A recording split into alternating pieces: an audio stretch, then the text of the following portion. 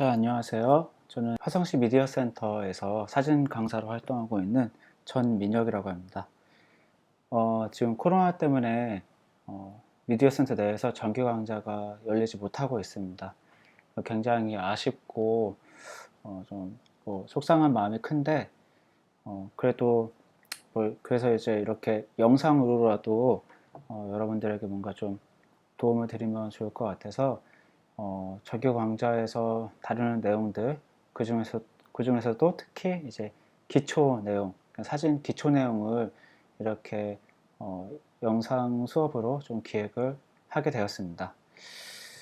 저는 첫 번째 영상, 그러니까 이번 시간에는 먼저 카메라의 종류에 대해서 좀 이야기를 해보려고 해요.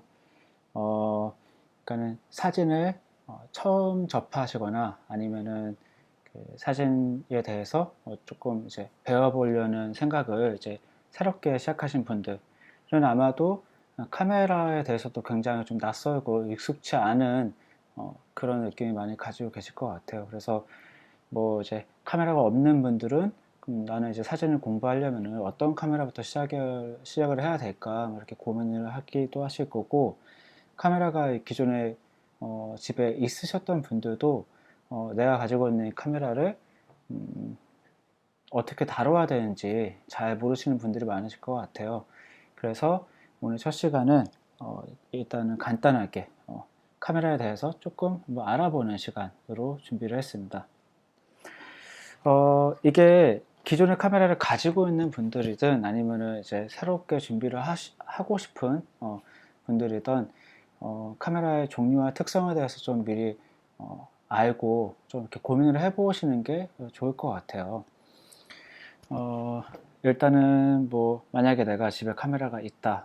그래서 그걸 평소에는 그걸 쓰지 않았지만은 내가 그걸 이용 사진 공부를 하고 싶다라고 했을 때 자기가 가지고 있는 카메라가 구체적으로 이제 어떤 종류고 어떤 특성을 가지고 있는지 알아야지 또 이제 사진에 또 잘 활용을 할 수가 있겠죠. 그러니까는 카메라를 알아보는 게 가장 기본적이고 기초적인 단계가 아닌가 생각을 합니다.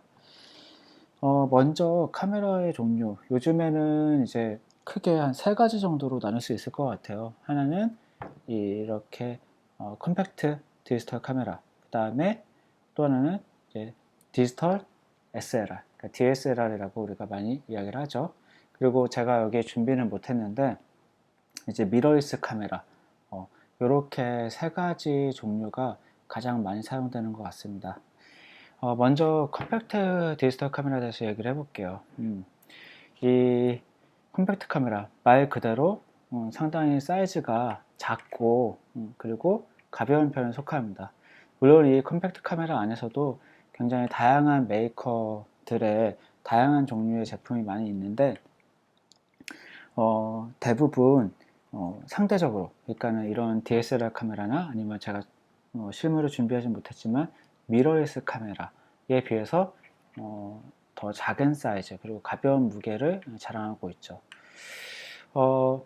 이 카메라의 특성 자체가 이제 그런 거예요. 작고 가벼운 거. 근데 대신에 그로 인해서 어떤 단점이 있다면은 아무래도 일단 첫 번째로는 이제 렌즈 교환이 안 되는 것 같아요. 지금 전원을 키면은 이렇게 렌즈가 튀어나와죠. 이 카메라 같은 경우에는 캐논의 G1X 마크 3란 카메라입니다. 근데 이 카메라는 이 내부가 고정식이 안에 들어가 있어요. 그러니까는 교환이 안 돼. 근데 이제 뭐 줌인 줌아웃은 돼요. 줌인 줌아웃. 그러니까는 좀 다양한 어쨌든 제한된 화각대 안에서는 뭐 이제 변경이 되는데, 근데 네, 결정적으로는 교환이 안 된다는 게 가장 큰 약점이 될 것 같아요. 심지어 이제 이런 컴팩트 카메라들 중에는 이 어떤 이 사이즈의 어떤 제한 때문에 이렇게 줌인 줌아웃이 되지 않는, 그러니까는 단렌즈, 줌렌즈가 아니라 단렌즈가 들어가는 경우도 상당히 많아요. 그래서 렌즈의 측면에 있어서는 이게 상당히 약점을 가지고 있는 거죠. 그 렌즈는 사실 어떻게 보면은 시각적인 표현을 다르게 만들어주는 가능성인데 그 부분에 있어서 조금 약점을 가지고 있습니다.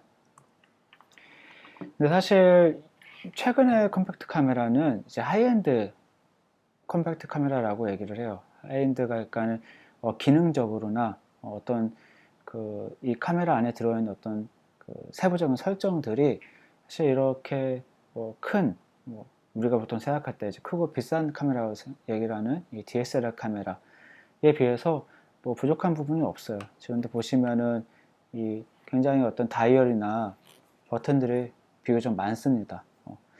과거에 우리가 이제 똑딱이 카메라라고 얘기하던 그 컴팩트 카메라랑 비교하면은 이런 세부적인 설정을 할 수 있는 버튼들이 되게 많고 수동 기능이 되는 거죠. 수동으로 사진을 찍을 수가 있죠. 밝기도 색감이라든가 여러 가지 내용들을 얘는 이제 되게 좀 세밀하게 설정을 할 수가 있습니다.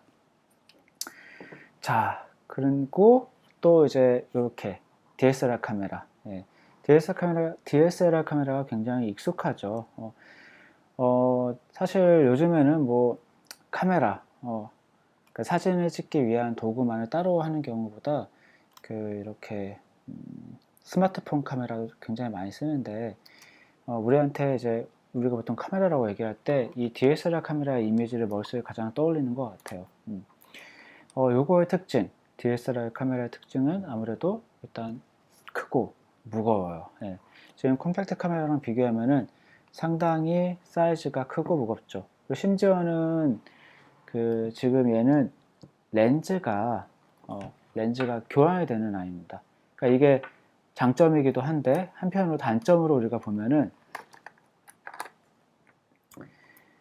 지금 여기 보시고 계신 이 50mm 렌즈는 단렌즈, 그러니까 좀 작은 사이즈죠. 그런데 이렇게 또 큰 사이즈의 렌즈들이 또 있어요. 그러니까 렌즈의 종류에 따라서 렌즈의 종류, 렌즈의 어떤 크기나 무게에 따라서 이 결합했을 때 사이즈가 굉장히 차이가 많이 나고 또 무게도 또 차이가 많이 날 수가 있다는 거죠. 이렇게 굉장히 묵직해졌어요. 지금 사실 이것도 단렌즈고 줌 렌즈 중에서 이제 망원 쪽 렌즈, 70-200 같은 렌즈를 끼면 훨씬 크고 무거워지겠죠. 이렇게 70-200을 끼면은 굉장히 카메라가 커지고 무거워져요. 그래서 DSLR 카메라는 본체의 크기가 전부가 아닌 거죠. 렌즈에 따라서 결국에는 이제 이게 사용자한테 얼마나 부담이 되는지는 달라지는 것 같아요. 자, 그런데 DSLR 카메라 같은 경우에 이 렌즈를 교환하는 게 사실은 장점이죠. 어떤 의미로 장점이냐? 이제 아까 얘기했던 시각적인 표현의 가능성, 이 화각이 달라진다는 거, 렌즈가 달라진다는 거는 또 어떤 내가 찍는 어떤 피사체나 풍경을 되게 굉장히 다르게 표현을 할 수가 있다는 겁니다. 네, 이런 식으로 말이죠. 이렇게 같은 장소에서 찍은 사진이 렌즈를 어떻게 사용하냐에 따라서 또 보여지는 게 또 차이가 생깁니다. 네, 이 사진을 봐도 우리가 알 수가 있어요. 그리고 또 실제로 우리가 어떤 특수한 풍경, 특수한 이미지 같은 경우, 예를 들어서 그런 접사 사진 같은 경우는 기능을 정확히 수행할 수 있는 특수한 렌즈가 필요해요. 그래서 그 렌즈를 통해서만 특정한 이미지를 우리가 만들어낼 수 있다는 거죠.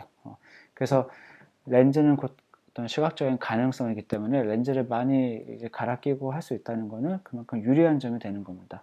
물론 이제 무거워지는 단점이 생기긴 하는데 저는 그게 굉장히 장점이라고 생각을 하고, 그리고 이제 DSLR 같은 경우를 또 많이 얘기하는 게 이렇게 외부에 버튼들이 많이 나와 있어요.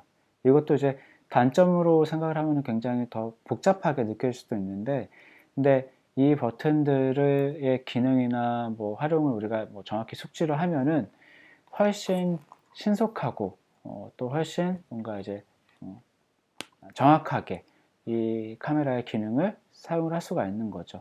그래서 특정한 설정을 바꾸고 싶을 때 이런 컴팩트 카메라는 메뉴 버튼, 그 메뉴로 들어가서 여러 단계를 거쳐 가지고 바꿔야 한다면은 이 DSLR 카메라 같은 경우에는 외부에 있는 특정한 버튼 하나로 내가 원하는 그 특정한 기능을 바로 직관적으로 바꿀 수가 있다. 그 얘기는 이제 익숙해지기만 하면은 훨씬 빠르게 사진을 찍을 수가 있다는 거죠.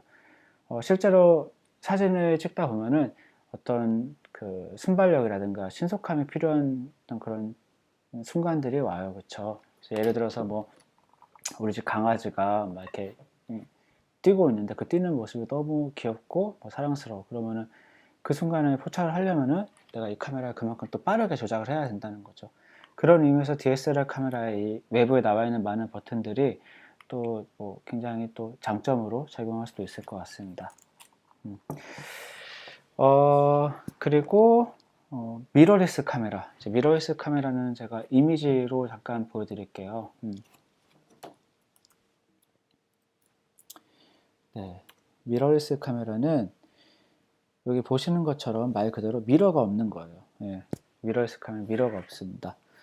미러가 뭐냐? 자, 이 DSLR 카메라 같은 경우에 또 이제 이렇게 크고 무거워진 이유는 이 안쪽에 여러 가지 복잡한 부품들이 있어요. 이 단면도처럼 여러 가지 부품들로 구조가 이루어져 있어요. 그래서 렌즈, 뭐 펜타프리즘, 뷰파인더, 또 뭐 이미지 센서, 그리고 가장 중요하고 대표적인 게 이제 여기 이제 보시는 것처럼 안에 거울이 있습니다. 거울. 이 거울을 통해서 이 렌즈로 들어온 빛이 이 뷰파인더로 뷰파인더로 들어오게 되는 거예요. 근데 미러리스는 이 안에 거울을 제거한 구조인 거죠.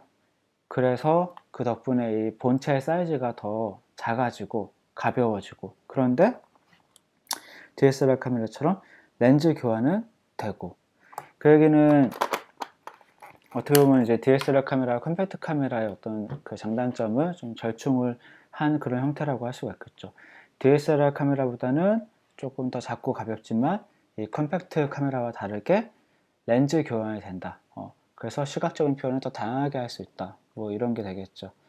근데 미러리스 카메라와 DSLR 같은 경우에 결정적인 차이가 또 이 뷰파인더가 있습니다. 뷰파인더. DSLR 카메라는 뷰파인더가 광학식이에요. 그런데 미러리스 카메라의 뷰파인더가 뭐 있기도 하고 없기도 하고 하는데, 만약에 있다면 그거는 전자식 뷰파인더입니다. 컴팩트 카메라에도 마찬가지로 이 뷰파인더가 있기도 하고 없기도 해요. 근데 있으면 얘도 마찬가지로 전자식 뷰파인더예요. 전자식과 광학식의 차이는 뭐냐? 말 그대로 광학식은 이 렌즈로 들어온 빛을 그대로 뷰파인더로 보이게 되는 겁니다. 그런데 이 미러리스나 컴팩트 카메라의 전자식 뷰파인더는 렌즈로 들어온 빛이 센서에 닿게 되고, 그 센서에 기록된 외부의 화상을 이 안에 있는 컴퓨터가 이 뷰파인더 내부에 있는 액정, 그 디스플레이, 그러니까는 쉽게 얘기하면 뭐 스마트폰 화면이나 모니터 화면과 똑같은 그런 거죠. 거기에 그 액정에 재생을 시켜주는 거예요. 그러니까 얘는 이 뷰파인더를 보는 화면이 컴퓨터가 재생시켜주는 이미지고, 이 DSLR 카메라는 렌즈로 들어온 실제 그 빛. 그래서 제 경험으로는 그런 것 같아요. 이렇게 전자식 뷰파인더와 광학식 뷰파인더 중에 저는 광학식이 더 편하고 좀 유리하지 않나. 왜냐면은 실제 눈으로 보는 것과 유사하게 어떤 그 피사체나 풍경의 밝기, 뭐 색감, 뭐 아니면은 밝고 어두운 거에 어떤 대비, 이런 것들을 볼 수가 있다면은 이 전자식 뷰파인더는 아무래도 컴퓨터가 틀어주는 거기 때문에 눈으로 보는 것과는 좀 달라요. 그래서 내가 이제 찍기 전에 어떤 사물을 관찰할 때와 사진을 찍을 때 뭔가 좀 느낌이 다른 게 저는 조금 또 낯설기도 하고, 낯설다기보다는 좀 그 불편한 경우가 있는 것 같습니다. 어떻게 보면은 이제 불리한 점일 수도 있겠죠.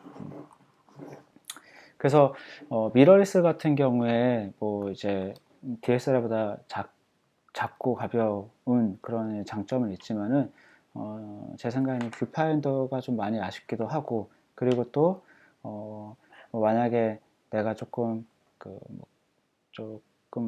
뭐 어, 좀 열악한 환경에서 사진을 많이 찍는다. 나는 뭐 풍경 사진을 좋아하는데 막 비바람이 부는 그런 바닷가, 뭐 모래바람이 부는 뭐 진짜 뭐 아주 건조한 지역. 사실 그런 경우는 뭐 그 프로 어떤 사진 작가들이 뭐 가는 경우 그런 장소에서 사진을 많이 찍게 되긴 하겠지만은 어쨌든 결론적으로 이제 DSLR 같은 경우에는 그런 환경에서도 어느 정도 어, 촬영을 계속 지속할 수 있는 그런 내구성을 가지고 있어요. 근데 미러리스의 경우에는 아직까지는 그 내구성이라는 측면에서는 좀 약한 모습을 보여주고 있는 것 같더라고요.